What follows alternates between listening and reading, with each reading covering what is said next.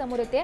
राज ठाकरे यांनी केलेल्या मोठ्या वक्तव्यासंदर्भातील विधानसभेला महायुतीला फटका बसेल असं आता राज ठाकरे म्हणतायत। राज ठाकरेंच्या पत्रकारांशी अनौपचारिक गप्पा रंगल्या, त्यामध्ये त्यांनी हे वक्तव्य केलेलं आहे। लोकसभेला ठाकरेंना मोदी शहांच्या विरोधातलं मतदान मिळालं असं सुद्धा त्यांनी म्हटलंय। लोकसभेला मिळालेलं मतदान ठाकरेंचं नव्हतं, मोदी शहांच्या विरोधातलं होतं असं सुद्धा राज ठाकरे म्हणतात। राज ठाकरेंच्या पत्रकारांशी अनौपचारिक गप्पा रंगल्या आणि त्यावेळी त्यांनी हे वक्तव्य केलेलं आहे। अमित ठाकरे निवडणूक लढणार की नाही याबाबत अद्याप निर्णय नाही असं सुद्धा राज ठाकरे म्हणतात।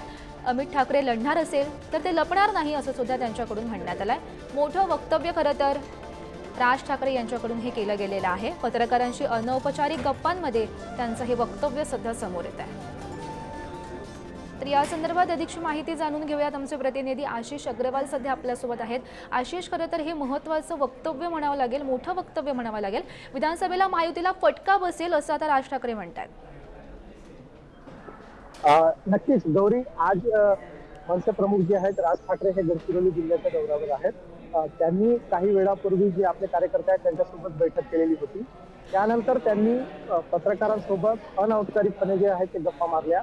त्यामध्ये त्यांनी असं म्हटलं आहे की लोकसभेची जी निवडणूक झालेली होती त्यामध्ये महाविकास आघाडीला जो फायदा झालेला होता तो महाविकास आघाडीचा नाही तर अँटी मोदी फॅक्टरमुळे तो फायदा झालेला होता।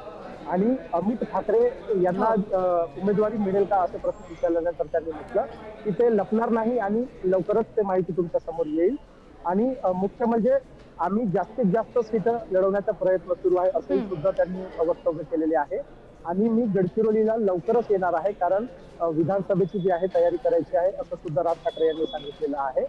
आणि लाडकी बहीण योजनेसंबंधी त्यांनी असं म्हटलं आहे की बदलापूरची जी घटना आहे ती खूप निंदनीय आहे, त्याकडे शासनाने लक्ष द्यावे आणि त्यांना कठोर कार्यवाही झाली पाहिजे असं सुद्धा राज ठाकरे यांनी सांगितलेलं आहे। नक्कीच आशिष, या वक्तव्याचे राजकीय पडसाद नेमके काय उमटतात हे पाहणं सुद्धा महत्त्वाचं ठरणार आहे। धन्यवाद दिलेल्या या सविस्तर माहितीसाठी।